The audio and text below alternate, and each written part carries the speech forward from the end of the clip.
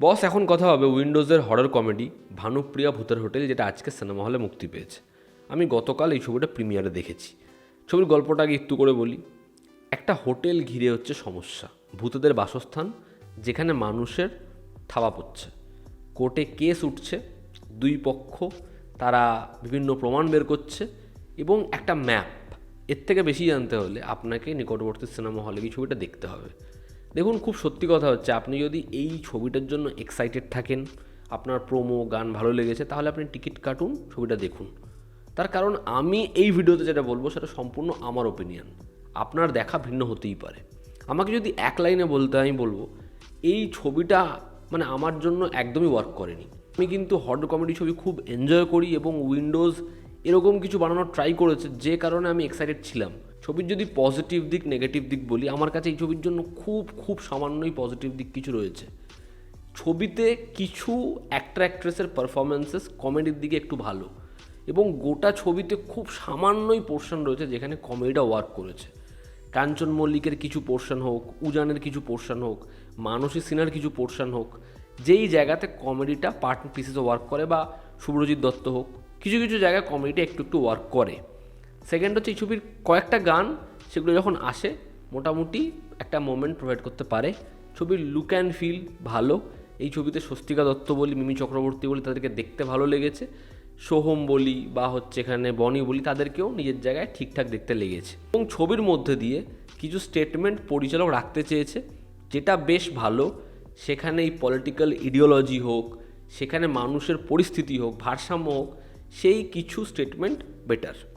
এই ছিল এই ছবির পজিটিভ দিক। এবার যদি এই ছবির নেগেটিভ দিক বলি, আমার কাছে এই ছবির জন্য না অনেকগুলো নেগেটিভ দিক রয়েছে। দেখুন, এরকম একটা সহজ গল্পেও কিন্তু একটা ভালো এন্টারটেনিং ছবি বানানো যায়। এবার এই ছবিটার ক্ষেত্রে যেটা হয়েছে, গোটা ছবিটা আপনার মনে হবে যেন সিঙ্কে নেই। মানে আমার সেটাই মনে হচ্ছিলো, আমি কি ব্যাপারটা বুঝতে পারছি না। এই ছবির অ্যাটলিস্ট 20% হরার পোর্শন ওয়ার্ক করুক এবং 50% কমেডি ওয়ার্ক করুক। হরার এই ছবিতে নেই বললেই চলে, এবং তারা যেন ভয় পাওয়াতেও চাইছে না। বরঞ্চ যে হররের ট্রুপসগুলো ব্যবহার করা হয়েছে সেগুলো ভীষণ ব্যাকডেটেড। যেরকম মেকআপ, যেরকম জিনিসপত্র আসছে, খুব খুব ব্যাকডেটেড।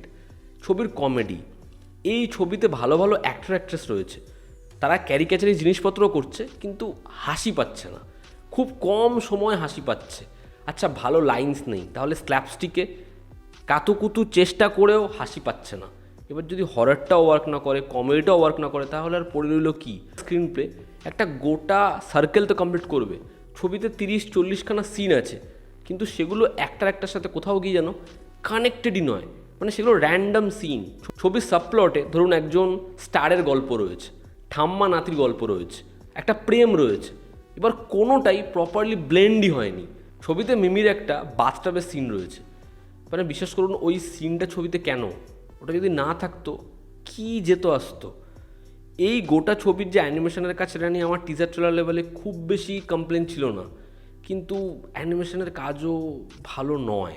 ছবিতে বনি, তাকে দেখতে ভালো লেগেছে, ঠিক আছে, এবং আমার মনে হয় যে বনি চেষ্টা করেছে, কিন্তু বনিকে যে ক্যারেক্টারটা দেওয়া হয়েছে, সেই ক্যারেক্টারটার মধ্যে কিছু কি আছে। ছবিতে প্রথম কথা অনেকক্ষণ পর সে আসে, এবং তার ক্যারেক্টারটা কীরকমভাবে লেখা। ছবিতে একটা টুইস্ট আসে, এবার ওই টুইস্টটার জন্য যে জিনিসটা ওয়ার্ক করতে হবে, আগে কোনো ক্যারেক্টারকে ওরকম ধরনের এলিমেন্টস দিলে হবে না। এবার ঠিক আগে আরেকটা ক্যারেক্টারকে ওরকম ধরনেরই একটা লাইন লিখে দেওয়া হয়েছে। এবার পরবর্তী সময় তাকেও যখন সেম লাইনে হাঁটাবে, ওই টুইস্টটা ওয়ার্ক করবে কি করে? ওই টুইস্টটা কিন্তু ব্যাপক ওয়ার্ক করতে পারতো, কিন্তু ওটা সেরকমভাবে ওয়ার্কই করে না। এবং ছবিটা খুব বড় ছবি নয়, তা সত্ত্বেও এই ছবিটা আমার খুব বড় মনে হচ্ছিল, খুব বোরিং মনে হচ্ছিল।